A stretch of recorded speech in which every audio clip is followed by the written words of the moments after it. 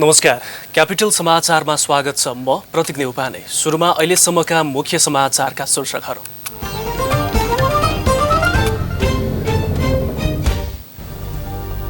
छलफलमा नेकपा प्रचण्ड नेपाल पक्ष सहभागी नभएपछि पुनः अर्को बैठक बोलाउने निर्वाचन आयोगको तयारी।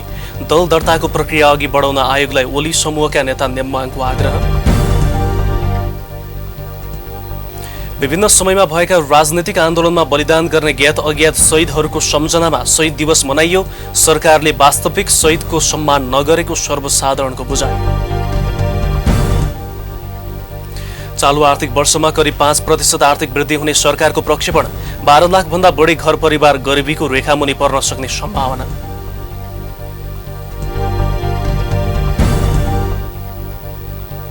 जर्मनीमा वृद्धलाई कोरोना भाइरस विरुद्धको खोप लगाउन प्रतिबन्ध। अक्सफोर्ड र एस्ट्राजेनेकाले विकास गरेको खोप 65 वर्षभन्दा मुनिका मानिसलाई मात्रै लगाउन सिफारिस। र राजधानीमा जारी प्रधानमन्त्री कप क्रिकेट प्रतियोगिताको उपाधि भिडन्त शनिबार हुँदै उपाधि आफैले जित्ने एपीएफ र त्रिभुवन आर्मी क्लबको दाबी।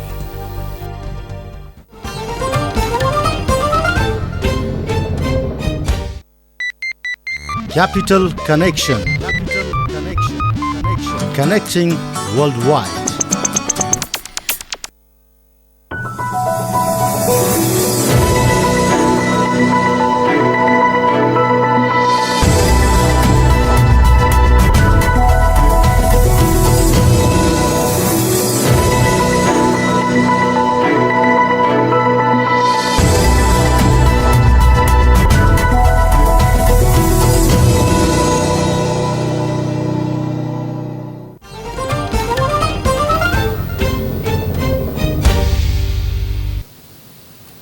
क्यापिटल समाचार अब विस्तारमा। प्रधानमन्त्री केपी शर्मा ओलीले आफू नेतृत्वको नेपाल कम्युनिस्ट पार्टी नेकपा अनुशासित भएको बताउनु भएको छ। शुक्रबार काठमाडौँ महानगर कमिटीद्वारा आयोजित कार्यकर्ता भेलालाई सम्बोधन गर्दै प्रधानमन्त्री ओलीले नेकपा अनुशासित पार्टी भएको बताउनु भएको हो। विगतमा पार्टीमा अराजकता निम्त्याउनेहरू पार्टीबाट बाहिर भएको भन्दै उहाँले नेकपा स्पष्ट दृष्टिकोणको साथ सुदृढ, एकताबद्ध र अनुशासित पार्टी बनेको बताउनु भयो। यस देशलाई गलत बाटोमा जान दिन हुँदैन। हामी छौँ यहाँ। नेकपा चाहिँ एउटा गौरवमय सङ्घर्षको इतिहास बोकेको पार्टी छ। देश र जनताप्रति समर्पित कार्यकर्ताको खारिएको, माझिएको, तपाएको पङ्क्ति छ यहाँ। त्यसकारण हामी देशलाई तलमाथि हुन दिँदैन। प्रधानमन्त्री ओलीले नेकपाले देशलाई गलत बाटोमा जान नदिने पनि बताउनु भयो। आफू पार्टी विजय यात्रामा अघि बढेको उहाँको भनाइरहेको छ। निर्वाचन आयोगले बोलाएको छलफलमा नेपाल कम्युनिस्ट पार्टी नेकपाको प्रचण्ड नेपाल पक्ष सहभागी नभएपछि पुनः अर्को बैठक आयोजना गर्ने भएको छ। निर्वाचन आयोगले निर्वाचन प्रयोजनका लागि दल दर्ता गर्न सूचना प्रकाशन र आयोगले निर्वाचन तयारीको सम्बन्धमा हालसम्म गरेका कामको विषयमा छलफल गर्न भनी नेकपाको दुवै पक्षलाई बोलाएको शुक्रबारको छलफलमा प्रचण्ड माधव पक्षले सहभागिता नजनाएपछि आयोगले पुनः अर्को बैठक बोलाउने भएको छ। शुक्रबार प्रचण्ड माधव पक्षले अध्यक्षद्वय कार्यक्रमको सिलसिलामा उपत्यका बाहिर रहेको र छलफलमा अध्यक्ष स्वयं उपस्थिति हुन चाहेको भए पनि 18 गतेसम्म उपस्थिति हुन नसक्ने औपचारिक पत्रसाथ जानकारी गराएको निर्वाचन आयोगका प्रवक्ता राजकुमार श्रेष्ठले जानकारी दिनुभयो। नेपाल कम्युनिस्ट पार्टी नेकपा केपी शर्मा ओली पक्षको तर्फबाट नेता सुभाष चन्द्र नेमाङसहित नेपाल सरकारका मन्त्रीहरूको उपस्थितिमा निर्वाचन आयोगका प्रमुख आयुक्त तथा आयुक्तहरूसँग अनौपचारिक छलफल गरिएको उहाँको भनाइ छ। निर्वाचन सम्पन्न गर्नका लागि राजनीतिक दलहरूबाट उपयुक्त राजनीतिक वातावरण सिर्जना हुनुपर्ने र सोको जिम्मेवारी राजनीतिक दलको नै भएको प्रश्न पार्नु हुँदै उपयुक्त समयमा आयोगले पुनः बैठकको आयोजना गर्ने कुरा आयुक्त पौड्यालले व्यक्त गर्नुभयो। बैठकमा प्रतिनिधि सभा सदस्य निर्वाचन सम्पन्न गर्नका लागि निर्वाचन आयोगलाई सबै किसिमको सहयोग रहने र आयोगले बोलाएका बखत उपस्थित हुने प्रतिबद्धता समेत प्रतिनिधिहरूबाट व्यक्त भएको छ। आयुक्त पौडेलले निर्वाचन सम्पन्न गर्नका लागि राजनैतिक दलहरूबाट उपयुक्त राजनैतिक वातावरण सृजना हुनुपर्ने भन्दै त्यसको जिम्मेवारी राजनैतिक दलको नै भएको स्पष्ट पार्नु भएको प्रवक्ता श्रेष्ठको भनाइ छ। आयोगले अर्को बैठक उपयुक्त समयमा बोलाउने आयुक्त पौडेलले बताउनु भएको प्रवक्ता श्रेष्ठले जानकारी दिनुभयो। नेपाल कम्युनिस्ट पार्टी नेकपा केपी शर्मा ओली पक्षले दल दर्ताको प्रक्रिया अघि बढाउन निर्वाचन आयोगलाई आग्रह गरेको छ। शुक्रबार निर्वाचन आयोगले बोलाएको छलफलमा सहभागी हुँदै नेकपाका नेता सुभाष चन्द्र नेमाङले निर्वाचन गर्नुको विकल्प नभएको भन्दै तदारुकताका साथ दल दर्ताको काम अघि बढाउन निर्वाचन आयोगलाई आग्रह गरिएको बताउनु भयो। उहाँले निर्वाचन आयोगले ढिलो नगरी काम अगाडि बढाउनु पर्ने भन्दै निर्वाचनको काममा आफूहरूको सहयोग र समर्थन रहने पनि बताउनु भयो। निर्वाचन आयोगले निर्वाचन प्रयोजनका लागि दल दर्ता गर्न सूचना प्रकाशन र आयोगले निर्वाचन तयारीको सम्बन्धमा हालसम्म गरेका कामको विषयमा छलफल गर्न पनि शुक्रबार नेकपाको दुवै पक्षलाई बोलाएको थियो। ओली पक्षको तर्फबाट नेकपा नेता सुभाष चन्द्र नेमाङ र मन्त्रीद्वय विष्णुप्रसाद पौडेल, कृष्णगोपाल श्रेष्ठ उपस्थित हुनुभएको थियो। आयोगसँगको छलफलपछि सञ्चारकर्मीसँग कुरा गर्दै नेता नेमाङले निर्वाचन तोकिएकै मितिमा हुनुपर्ने कुरा निर्वाचन आयोगमा राखिएको जानकारी दिनुभयो।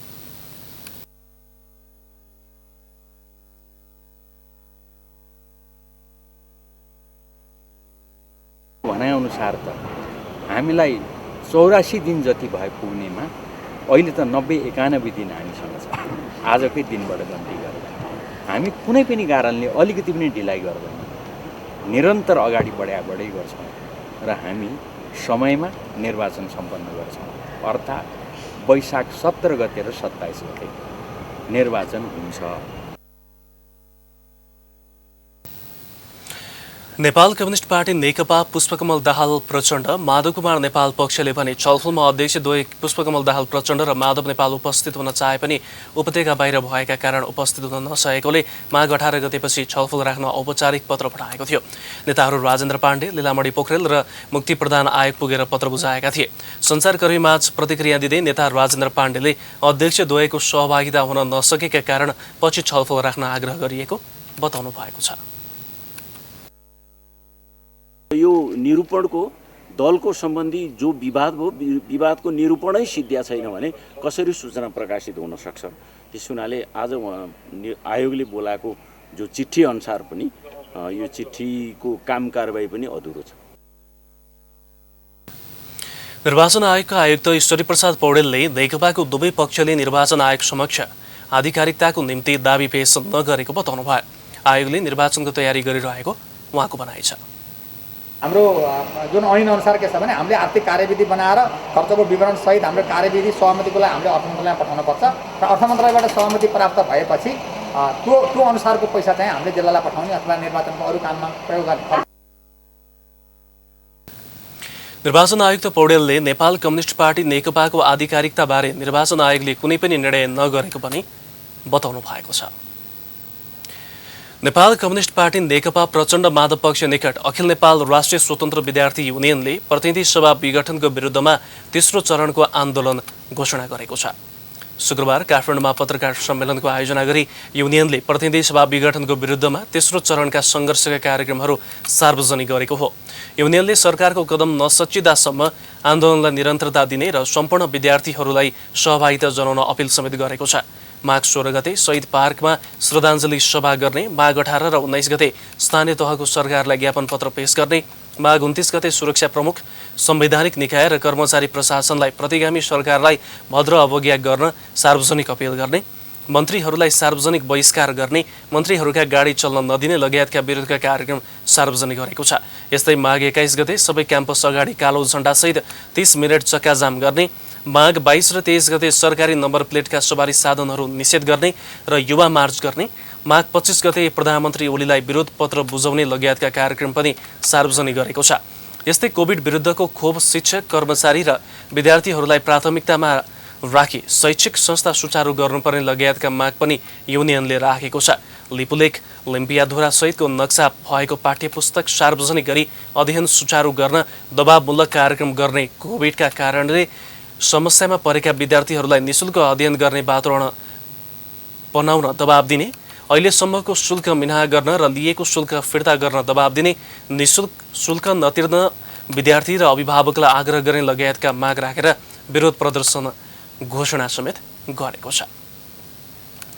संस्कृति पर्यटन तथा नागरिक उड्डयन मन्त्री भानुभक्त ढकालले कोभिड-19 विरुद्धको खोप लगाएर आउने विदेशी पर्यटकलाई सहजै प्रवेश दिने तयारी गरिएको बताउनु भएको छ। शुक्रबार संस्कृति पर्यटन तथा नागरिक उड्डयन मन्त्रालयमा सञ्चारकर्मीहरूसँग भेटघाट गर्दै मन्त्री ढकालले कोभिड-19 विरुद्धको खोप लगाएर नेपाल आउने विदेशी पर्यटकलाई प्रवेश सहज गराउने सरकारको तयारी रहेको उहाँले बताउनुभयो। उहाँले नेपाल आउने व्यक्तिले क्वारेन्टिन बस्नुपर्ने अनिवार्य व्यवस्थालाई संशोधन गरी सहज बनाउने तयारी गरेको बताउनु भएको छ। अर्को खोप लगाएको व्यक्तिहरूले चाहिँ खोप लगाएको प्रमाण त उसँग भइ नै हाल्ने भयो।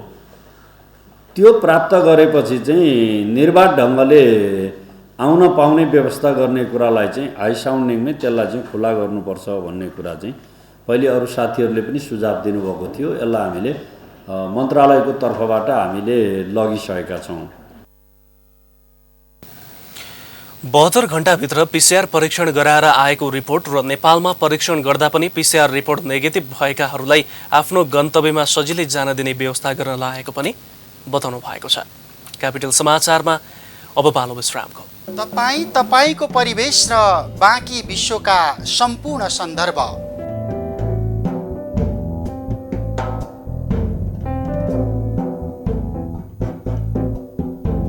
मानव सभ्यताका विविध आयाम साथमा रोचक विश्व अनि विज्ञान र प्रविधिको चर्चा। कार्यक्रम गोलार्ध।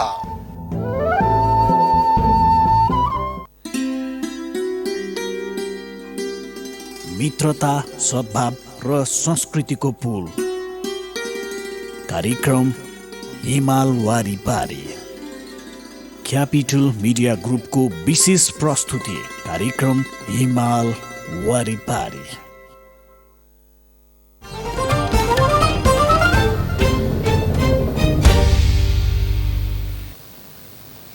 विश्रामपछि क्यापिटल समाचारमा स्वागत छ। अब बाँकी समाचार।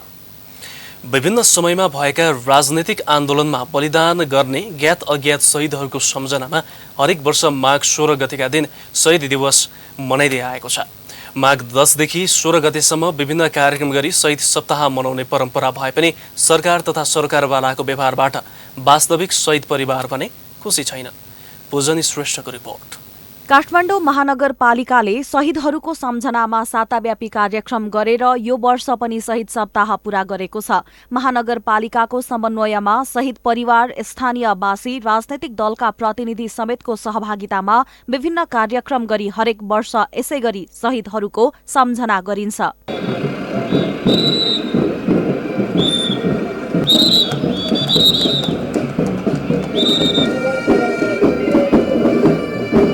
यस वर्ष पनि काठमाडौँको टेकु पचली स्थित शहीद शुक्रराज शास्त्रीको शालिगमा श्रद्धाञ्जली अर्पण गर्दै शहीद सप्ताह सुरु भएको हो। यसैको निरन्तरता शुक्रराज माघ 13 गते शहीद धर्मभक्त माथेमाले अमरत्व प्राप्त गरेको स्थान सिफल, माघ 15 गते गंगालाल श्रेष्ठ र दशरथ चन्दले अमरत्व प्राप्त गरेको स्थान शोभा भगवतीमा श्रद्धाञ्जली सभा गरिएको छ। आज शुक्रबार माघ 16 गते प्रभात फेरी सहित शहीद स्मारक लैन चौरमा सम्पूर्ण शहीदप्रति श्रद्धाञ्जली अर्पण गरेर शहीद दिवस सम्पन्न भएको छ।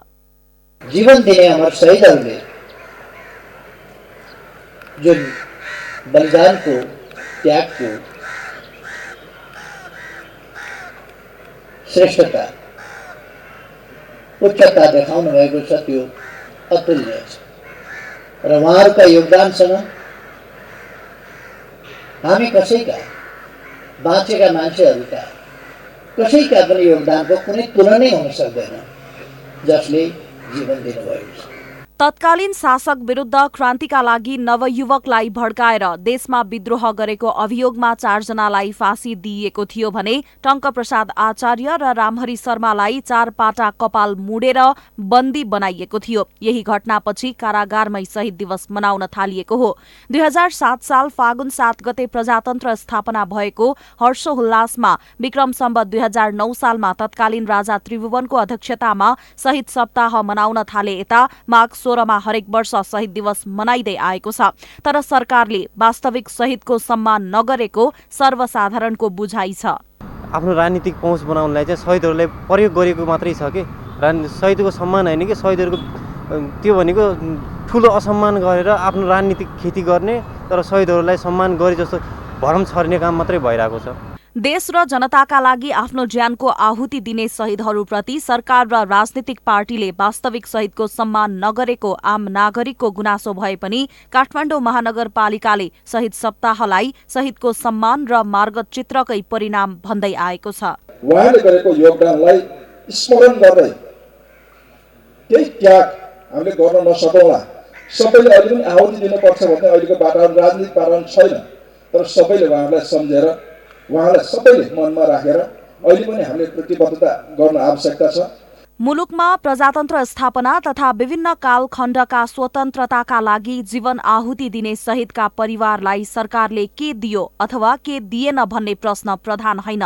अहिले उठिरहेको प्रश्न के मात्र हो भने विभिन्न कालखण्डमा राजनीतिक क्रान्तिको आगो सल्काएर जीवन आहुति दिन उकास्ने र नेतृत्व गर्ने राजनीतिक दलहरू आफ्नो प्रतिबद्धता र एजेन्डामा किन चुकिरहेका छन् त? यो प्रश्न हरेक वर्ष शहीद दिवस मनाउँदै गर्दा आम शहीद परिवारले उठाउने गरेका छन्। क्यापिटल टेलिभिजनका लागि क्यामेरामा दिपेन्द्र थापा मगरको साथमा पूजनी श्रेष्ठ, काठमाडौँ। अब बेला र बोली। आज हामीले काठमाडौँका सर्वसाधारणलाई राज्यले शहीदको सम्मान गरेको छ त भनेर सोधेका थियौं। हेरौं सर्वसाधारणको बोली उनीहरूकै शैलीमा।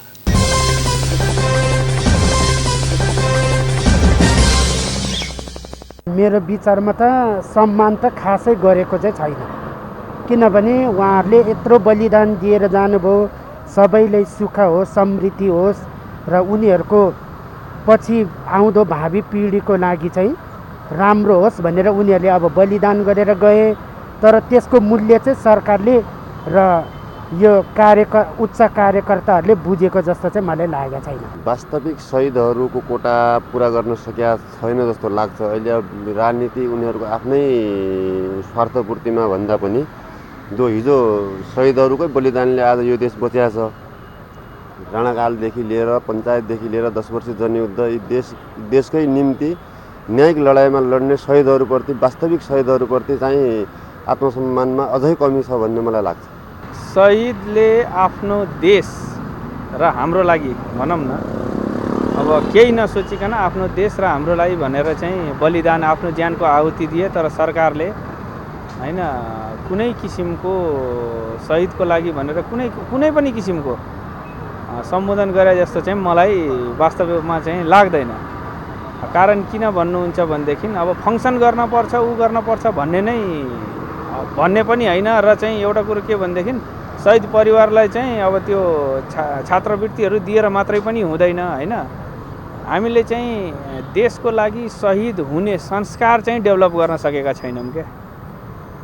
त्यो हो सबभन्दा ठुलो कुरो।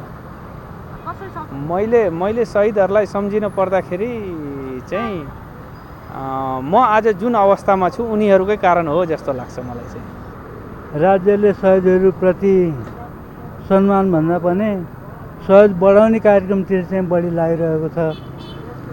त्यसैले गर्दाखेरि वास्तविक सहयोग पनि अवमूल्यन हुने र नक्कली शहीदहरूको विकास हुने यो क्रममा चाहिँ नि मुलुकले अथवा राज्यले जे किसिमको बाटो अपनाउनु पर्ने हो त्यो अपनाए जस्तो लागेको छैन। सहयोग बढाउने काम मात्रै गर्ने, शहीदप्रति सम्मानको त कुरै नगरौँ। त्यस हुनाले अलिकति सरकारको ध्यान जाओस्, राज्यको ध्यान जाओस्, जनताको ध्यान जाओस्। मुलुकमा चाहिँ नि यस्तो किसिमको विकृति विसङ्गति बढाएर शहीदहरू थप्ने र वास्तविक शहीदको अपमान हुने काम नहोस् भन्ने मेरो चाहिँ आग्रह गर्छु। शहीदहरूले जुन काम गरे यो मुलुकलाई राजनीति गति दिने, शासन सत्ता परिवर्तन गर्ने र नेपाली जनतालाई र नेपाल देश भनेर चिनाउने काम गरे। उनीहरू अग्रपङ्क्तिमा शहीद त भए तर शासन सत्ताहरूले राजनीतिक गति पनि दिएनन्।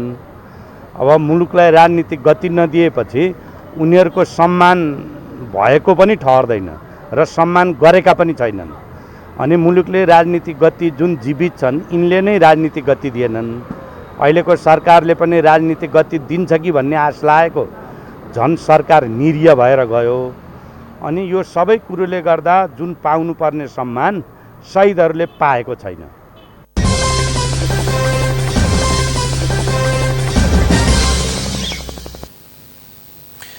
नेपालमा पछिल्लो 24 घण्टामा थप 5 जना कोरोना भाइरस संक्रमितको मृत्यु भएको छ। यो सँगै नेपालमा कोरोनाले ज्यान गुमाउनेको संख्या 2025 पुगेको छ। स्वास्थ्य तथा जनसङ्ख्या मन्त्रालयका अनुसार नेपालमा पछिल्लो 24 घण्टामा 157 जनामा कोरोना भाइरसको संक्रमण पुष्टि भएको छ। यससँगै नेपालमा कुल कोरोना संक्रमितको संख्या 2,70,745 पुगेको छ। नेपालमा पछिल्लो 24 घण्टामा कोरोना संक्रमण मुक्त हुनेको संख्या भने 333 रहेको छ। नेपालमा कुल कोरोना संक्रमण मुक्त हुनेको संख्या 2,65,698 पुगेको छ। हाल नेपालमा सक्रिय संक्रमितको संख्या 3,022 रहेको छ, जसमध्ये क्वारेन्टिनमा रहनेको संख्या 111 रहेको छ। सुनकोशी मरिन डाइभर्सन आयोजना स्थलका स्थानीय माझी बस्ती आन्दोलित भएका छन्। सरकारले महत्त्वपूर्ण आयोजना भन्दै अगाडि बढाएको सुनकोशी मरिन डाइभर्सन आयोजनाले स्थानीय प्रभावित जनतासँग जग्गा अधिग्रहण, मुआब्जा जस्ता विषयमा छलफल नगरेको भन्दै स्थानीय माझीहरू आन्दोलित बनेका हुन्। रामेछाप सिन्धुलीका प्रभावित क्षेत्रका जनताहरूले हक रक्षा गरिदिन शुक्रबार राष्ट्रिय मानवाधिकार आयोगमा निवेदन दिएका छन्। आयोजनाले स्थानीय आदिवासीको धार्मिक सांस्कृतिक पक्षलाई बेवास्ता गर्दै निर्माण कार्य अगाडि बढाएको भन्दै स्थानीय लामो समयदेखि आन्दोलित भएका छन्। राष्ट्रिय मानवाधिकार आयोगमा निवेदन दर्ता गराउन आएका आदिवासी माझीहरूले सरकारले स्थानीयको मागलाई बेवास्ता गरेर आयोजना अगाडि बढाउन नसक्ने बताएका छन्। सुनकोशी मरिन डाइभर्सन बहुउद्देशीय आयोजना निर्माण हुने जानकारीबाट हामी रामेछापका आदिवासी जनजाति माझी र अन्य समुदाय खुसी भएका थियौँ। यद्यपि आयोजना सम्बन्धी हामी अति सीमान्तकृत माझी र अन्य स्थानीय बासिन्दालाई पर्याप्त जानकारी नदिई, अर्थपूर्ण परामर्श नगरी र जग्गा अधिग्रहण लगायत आयोजनाका निर्णयमा हामीसँग सहमति नगरी आयोजना निर्माण अघि बढाउन खोजिएको सन्दर्भमा हाम्रो गम्भीर आपत्ति रहेको छ। हामी प्रभावित क्षेत्रका आदिवासी माझी र अन्य स्थानीय बासिन्दा विकास विरोधी होइनौँ, तर विकासको नाममा सुनकोशी मरिन डाइभर्सन बहुउद्देशीय आयोजनाको निर्माणबाट हामीले परम्परादेखि भोग चलन गर्दै आएको हाम्रो पुर्ख्यौली जग्गा जमिन, नदी, खोला, बगर क्षेत्र, घाट आदि डुबानमा परि हामी विस्थापित हुने, कृषि गर्ने, माछा मार्ने, डुङ्गा चलाउने लगायतका हाम्रा जीविकोपार्जनबाट वञ्चित हुने र हाम्रो धार्मिक, सांस्कृतिक र सामाजिक जीवनमा प्रतिकूल असर पर्ने भएको छ। सरकारले प्रभावित क्षेत्रका माझी समुदायसँग समुदायको स्वतन्त्र, अग्रिम र सूचित मन्जुरी लिएर मात्र काम अगाडि बढाउन पनि माग गरेका छन्। आयोजना कार्यान्वयन गर्न अन्तर्राष्ट्रिय श्रम सङ्गठनको महासन्धि 169 अनुसार आदिवासी जनजाति हित सम्बद्ध अन्तर्राष्ट्रिय सम्झौता पालना गर्न पनि माग गरेका छन्। क्यापिटल समाचारमा पुनः एकैछिन विश्राम। ज्योतिषशास्त्र मानव कल्याणको एक अनुपम विद्या। अब घरमै बसी बसी प्रत्यक्ष संवाद गर्नुहोस् र परामर्श लिनुहोस्।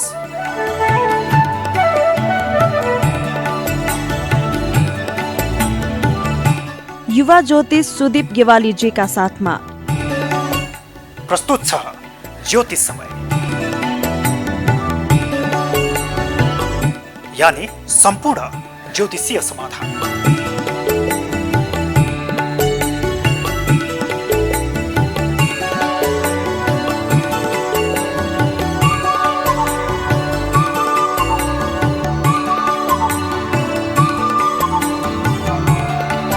शीघ्र प्रसारण हुँदैछ, मात्र क्यापिटल टेलिभिजन एचडीमा प्रतीक्षा गर्नुहोस्।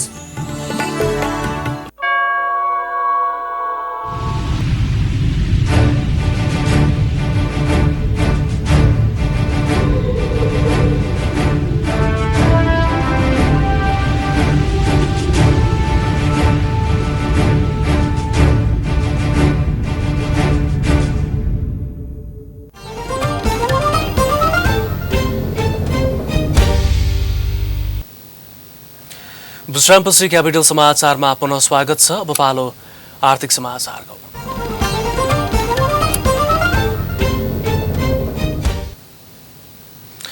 सरकारले चालू आर्थिक वर्षमा करिब 5% आर्थिक वृद्धि हुने बताएको छ।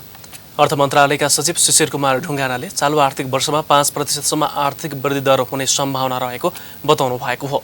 राष्ट्रिय सभाको दिगो विकास तथा सुशासन समितिको शुक्रबार बसेको बैठकमा अर्थ मन्त्रालयका सचिव ढुङ्गानाले यस्तो बताउनु भएको हो। यो आर्थिक वर्षको 6 महिनामा आर्थिक गतिविधि विस्तारित हुँदै गएको र राजस्व सङ्कलनको स्थिति पनि गत वर्षकै लयमा फर्किएकाले अबको आर्थिक वृद्धि दर करिब 5% हुन सक्ने देखिएको बताउनु भयो।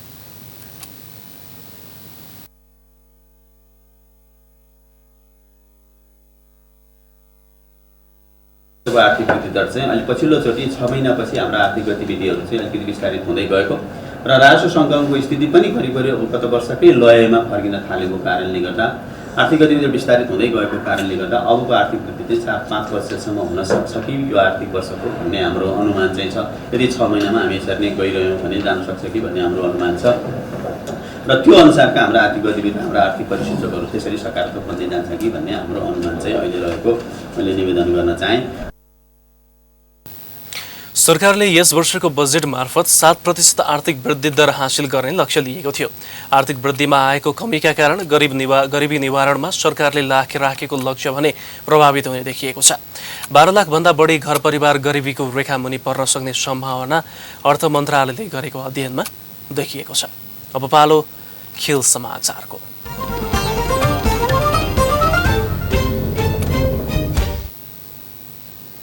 शनिबार हुने प्रधानमन्त्री कप राष्ट्रिय क्रिकेट प्रतियोगिताको फाइनलबाट उपाधि उचाल्ने विभागीय टोलीद्वय एपीएफ र त्रिभुवन आर्मी क्लबले बताएका छन्। कीर्तिपुर स्थित त्रिभुवन विश्वविद्यालयको मैदान परिसरमा शुक्रबार भएको प्री म्याच कन्फरेन्समा दुवै टोलीले उपाधि उचाल्ने लक्ष्य रहेको बताएका हुन्। सेमी फाइनलमा साबिक विजेता नेपाल पुलिस क्लबलाई हराउँदै अन्तिम 2मा प्रवेश गरेको एपीएफका कप्तान शरद विश्वाकरले आफ्नो टोली उपाधि उचाल्नका लागि भोको रहेको बताउनु भयो। विश्वाकरले केही दिनको आरामपछि टोलीको फिटनेस भएको भन्दै उपाधि भिडन्तमा उत्कृष्ट 11 को टोली फाइनलमा प्रवेश गर्ने बताएका छन्। टुर्नामेन्टको फाइनल पुग्नु नै लाइक सबभन्दा खुसीको कुरा हो, किनकि सबै टिमहरू इभन प्रोभिन्सियल टिम्सहरूको पनि स्ट्यान्डर्ड इम्प्रुभ भएको देखिएको छ, पर्फर्मेन्सेसहरू राम्रो भएको छ। सो विभागीय भन्दैमा हराउनै सकिन्छ भन्ने केही पनि थिएन जस्तो, किनकि तपाईँले यदि हेर्ने हो भने विभागीय टिममा पनि सबै त्यही नै प्रोभिन्सकै प्लेयर्सहरू हुनुहुन्छ जो चाहिँ त्यही अनुसार नै त्यही सेम तरिकाले नै प्र्याक्टिस गर्नुहुन्छ। खालि फरक भनेको चाहिँ एउटा विभागीय टिमबाट त्यसले रिप्रेजेन्ट गरे मात्रै हो। सो यहाँसम्म आउनु I think it's a great of achievement, but अब एउटा फाइनल पुस बाँकी छ। रियली लुकिङ फरवर्ड टिमको लागि आफ्नो बेस्ट कन्ट्रिब्युसन गर्न सक्छु र म पनि एकदमै हङ्ग्री छु पर्फर्म गर्नको लागि, र त्यो हङ्गरनेस आई थिङ्क भोलि ग्राउन्डमा निस्किन्छ।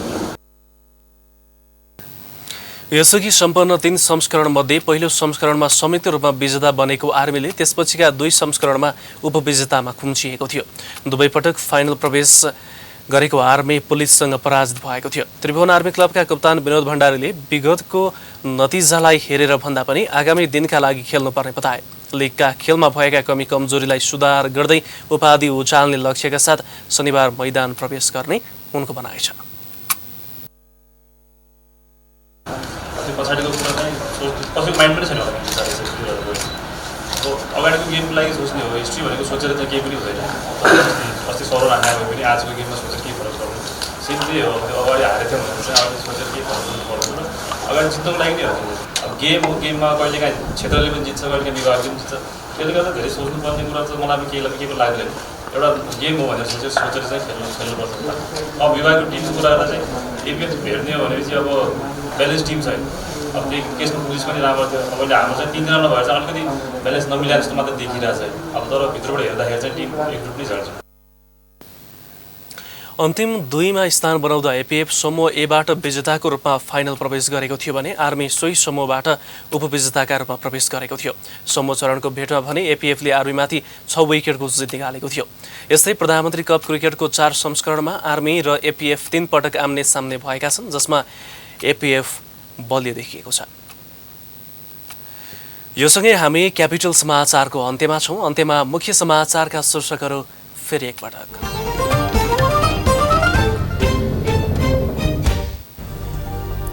छलफलमा नेकपा प्रचण्ड नेपाल पक्ष सहभागी नभएपछि पुनः अर्को बैठक बोलाउने निर्वाचन आयोगको तयारी। दल दर्ताको प्रक्रिया अघि बढाउन आयोगलाई ओली समूहका नेता नेम्बाङको आग्रह। विभिन्न समयमा भएका राजनैतिक आन्दोलनमा बलिदान गर्ने ज्ञात अज्ञात शहीदहरूको सम्झनामा शहीद दिवस मनाइयो। सरकारले वास्तविक शहीदको सम्मान नगरेको सर्वसाधारणको बुझाइ। चालु आर्थिक वर्षमा करिब 5% आर्थिक वृद्धि हुने सरकारको प्रक्षेपण। 12 लाख भन्दा बढी घर परिवार गरिबीको रेखामुनि पर्न सक्ने सम्भावना।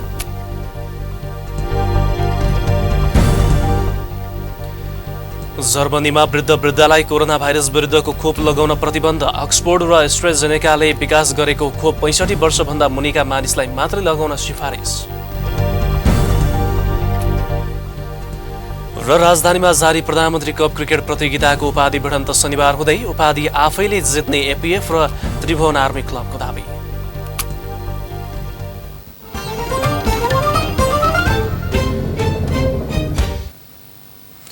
हवस् त हामी क्यापिटल समाचारको अन्त्यमा छौँ। सूचना, मनोरञ्जन र ताजा समाचारका लागि क्यापिटल टिभी हेर्दै रहनुहोला। नमस्कार।